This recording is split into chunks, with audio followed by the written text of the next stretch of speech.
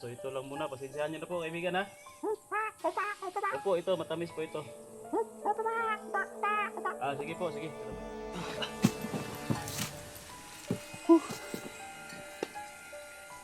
Maraming salamat po kaibigan. Sige po.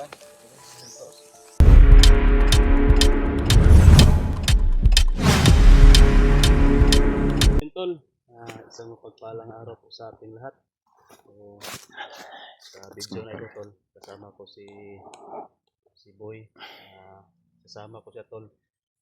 Pupuntahan namin si Haring Lipaos para manghingi kami ng tulong pangdagdag na pangdagdag lakas ba, magpabasbas kasi medyo matagal-tagal rin tayo hindi nabasbasan ni Haring Lipaos. At sinama ko si Boy tol baka pwede no, hingian natin ng pangdepensa sa kanyang sarili para medyo may ano din siya ba panglaban sa kung sakali na ano siya sa maano siya sa ano ba yung panganib, makasagupa siya ng mga kalaban, may pangdepensa at may panglaban siya. So yan yung ano natin mission. At bago ako mag-explore tol sa bundok, papalakasin muna natin yung mga gamit natin kasi nung nakaraang mga araw na ano ba, tinitesting tayo ng mga kalaban, ng mga commander kung gaano tayo kalakas. Baka may paraan sila na magpalakas pa rin ng mga gamit nila no, kasi natalo natin yung dalawang commander, si Lingkit at saka si Uwak. So sabi ni Agila si Lingkit magpapalakas daw at gaganti daw sa akin pagbalik niya. So kailangan din natin tol na magpalakas ng mga gamit pangdepensa at pangopinsa para may panglaban tayo sa kanila. Kasi kung palagi lang ganito ang ano natin pangdepensa, naka steady lang, hindi umaangat, ay maano tayo nila, malabuan ta. Kaya kailangan natin ng dagdag na pangdepensa para panglaban sa kanila. Saka yung mga mutya ko tol, pabasbasan ko rin kay Haring Lipaos. Sana medyo lakas-lakasan pa niya panglaban natin sa kanila para madali natin yung mga commander. Ang mga puntarya natin tol is yung mga commander kasi sila yung nagpapalaganap ng kasamaan sa bundok. Yung mga tauhan lang, sunuran lang yan sa kanila. Kung mawawala yan sila lahat ay wala nang mag-command, maging peaceful na yung bundok. Sila lang yung nagdadala ng kasamaan yan sa bundok tol. O yun tol, si Boy, ano, sinama na natin para magkaroon siya ng pangdepensa. So, kailangan nating kunin si Haring Lipaos. Hingian natin talaga, manghihingi talaga tayo ngayon tol. At magpabasbas tayo. Ngayon lang natin to gagawin na manghingi tayo ng para kay Boy.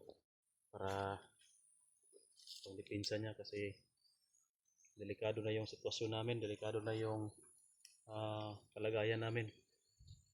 Mga commander bumababa na doon sa kubo, pumupunta na para sagupain kami.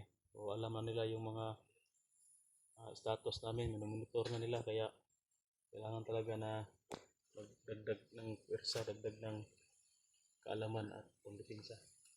Yun tol, medyo malayo pa kami. Dito lang kami nag-intro no. So yung motor ko tol nandun sa taas. Hindi kasi mapasok na dito.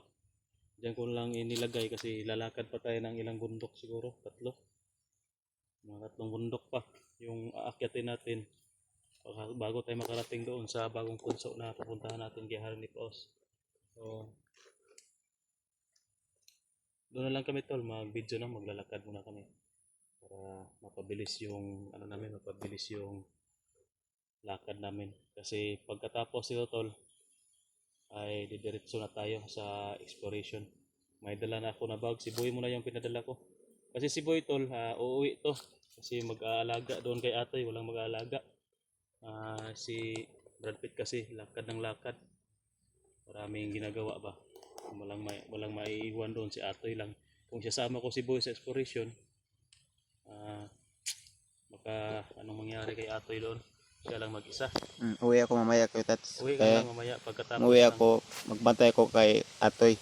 Oh.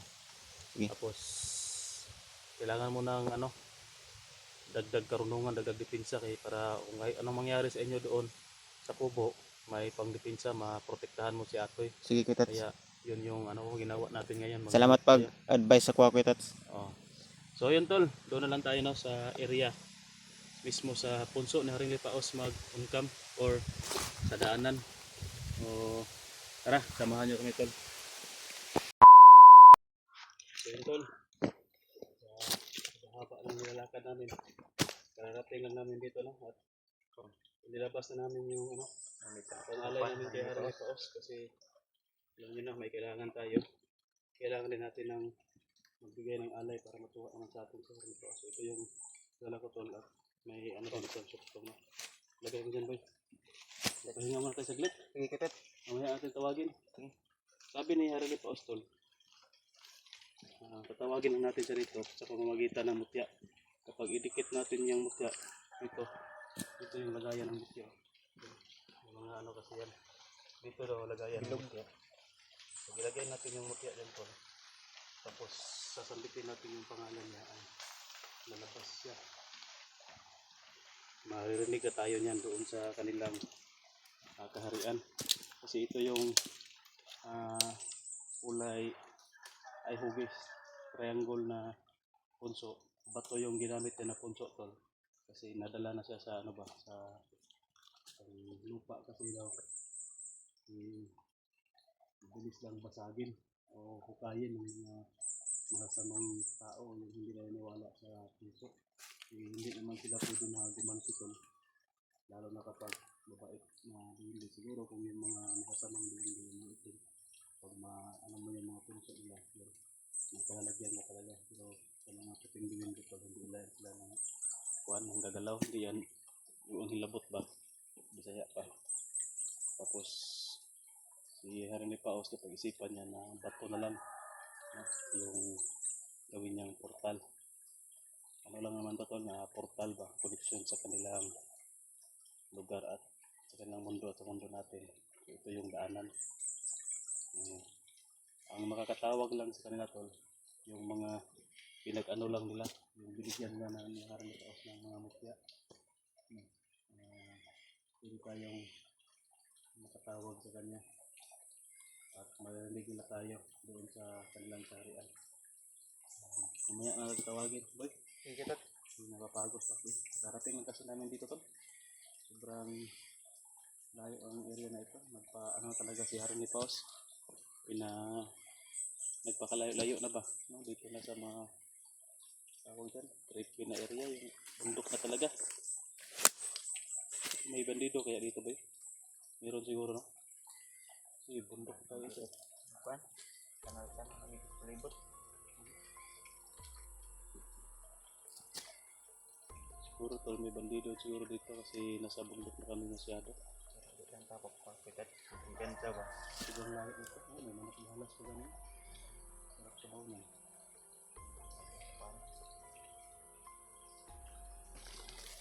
May ari tinggal ini kay Tats. Kuan?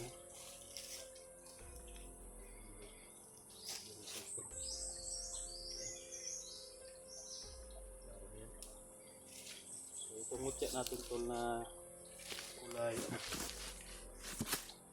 mutya natin na kulay asol. Ito yung mutya na pangtawag natin sa kanya.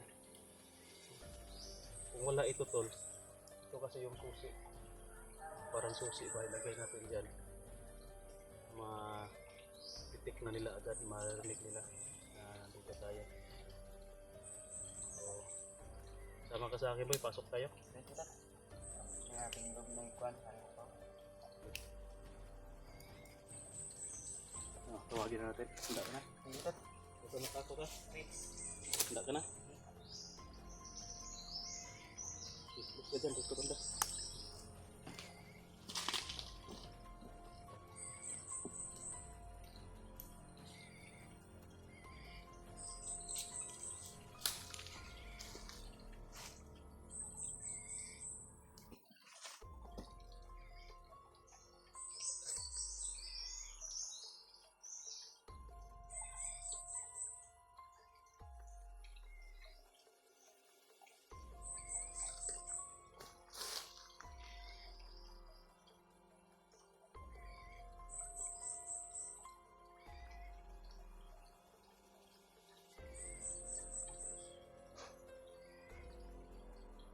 kaibigan, Harley Paos. Tatski po ito kaibigan. Nais ko po kayong makasama. Makausap. May kasama po ako si Boy, kaibigan. Kaibigan, gusto ko pong makipag-usap sa inyo. Sana magpakita po kayo sa akin, kaibigan.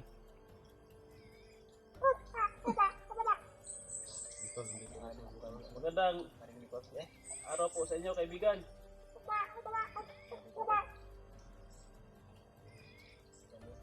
Andito po, kaibigan. Maraming salamat po at lumabas kayo agad. Meron po akong kasama si Boy. Yan. At nandito kami para may kausap pa po namin.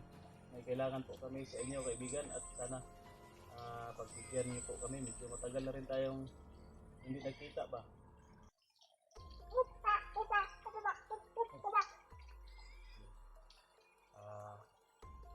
Opo. Ito sabi ni Harley Paos tol na pasensya na daw at nilayo niya yung yung punso sa atin, no, kasi doon daw medyo crowded na ba, tawag yan, maraming tao, marami ng kuwan sa gabal ba, maingay. Gusto kasi nila na yung tahimik. Opo, kaibigan. Yun tol, nais daw ni Harley Paos na hindi kami magtagal dito sa labas kasi meron din daw mga tao na gumalagala dito. Pero kuwan daw yung mga ngaso ba, mga ngaso tawag dyan ay yung mga yamay ba, yung mga ngaso lagi. Sige po kaibigan, papasok po kami. Doon lang po tayo mag-usap po sa loob. Pwede po ba? Sige po. Meron po kaming dala kaibigan, no? Oo, masarap to. Ito rin, yung paborito mo, yung suktong. Oo, pasensyahan nyo na po kaibigan na ito lang muna yung dala namin. So, pinagapos pa kasi. Nakatapos lang ng mga gastusin ba, yung Pasko, New Year. No? Naubusan tayo. So, ito lang muna. Pasensyahan nyo na po kaibigan, ha? Opo, ito, matamis po ito. Sige po, sige, tara boy. Iiwan mo daw yung bag kasi may baril kasi dyan tol, naamoy ni Harley Paos yung bala. Tago ko na yan dyan boy. Takot kasi yan sila sa tol, sa pulbura ba. Kaya medyo masangsang siguro amoy sa kanila, kaya yung naamoy ni Harley Paos ipaiwan lang daw. So ito na yung dalhin natin. Tara. Pasok na po kami kaibigan.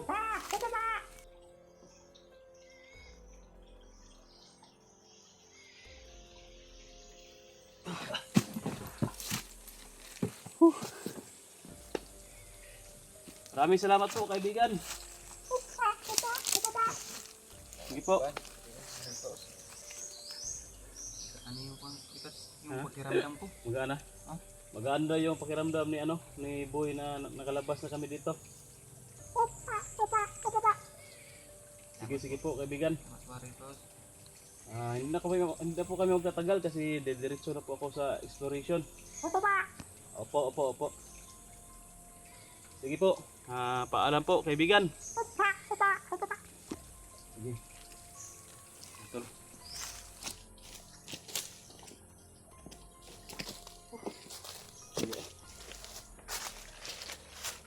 Pinainom pa tayo ni Harley Paos doon ng yung wine. Yung bag boy, kunin mo yung bag. Alis na tayo. So yun tol, pasensya na kayo na medyo natagalan tayo sa loob. Kasi marami kasi yung pinag-usapan namin ni Harley Paos at nagpabasbas tayo tol ng dagdag pangdipinsa at naka-loaded na yung natin mutya tol. No, naka-max na. Sa naka-max na ba yung niya na karga niya, kargado na. Tapos yung mga mutya natin tol ay mga agimat natin tol, binasbasan ni Harley Paos. So yung itong isang mutya ko tol, itong hugi sapatos na mutya natin ay ito daw yung panglaban natin sa mga bandido tol, no? Kagaya dati kay Sipsip na nasilawan daw sila nito, masisilawan sila, no? Pag ano natin to sa balat nila, makadikit lang to sa balat nila tol, ay talagang masasaktan sila. O yun, may panglaban na tayo sa kanila tol. Dati hindi natin to ginamit sa kanila. At saka si Haring Lipaos tol ay medyo busy din, hindi na siya makatulong sa atin sa mga exploration natin, pero yung mutya na binigay sa atin, malaking tulong na yun. Saka kay Boy tol, kay Boy pala, dito ka Boy, may atay alis. Kay Boy pala tol, ano, may binigay na anong tawag yan, tahas, no? May mission na binigay kay Boy. May area, may lugar na sinabi si Haring Lipaos, hindi lang muna namin sabihin tol, baka maunahan tayo. May mutya daw doon, no, yung nakatira doon sa kuan area na iyon. May elemento doon, hindi pa namin alam kung anong klaseng elemento. Yun daw yung may dala na ano, may dala na mutya, o yun daw yung kunin namin, hingiin lang daw namin, no? Kagaya din kay Haring Lipaos, dalhan lang daw namin ng alay, o syuktong pwede na daw siguro, diwindi din siguro yan siguro tol, kasi iwan ko, basta hindi niya sinabi kung anong klaseng elemento. Basta nandoon daw, may bantay daw doon. Hindi lang muna namin sabihin tol kung saan banda, kung ano yung lugar, basta si Boy yung kukuha doon. Hindi daw pwede may kasama Boy. Kaya mo? Mayroon ako. Matakot ka? Hindi. May mission na may binigay siya si Kwan Harry Plus. Kung kita ang ginawa to. Pero si Boy tol, ano na to, binasbasan na to ni Haring Lipaos, no, pangdagdag ng depensa at panglaban niya sa masama. So, may marunong man to si Boy mag-orasyon, pero hindi masyadong matalas, kaya pag ano muna, pag mag-aral ka muna. Kasi yun, binigay si Haring Lipaos sa akin. Sigurado ako malakas yan, mutya din yan, mutya din sabi ni Haring Lipaos. So yun tol, hindi na tayo magkatagal dito kasi didiretso na ako, pupuntahan ko pa si Tatay Victor.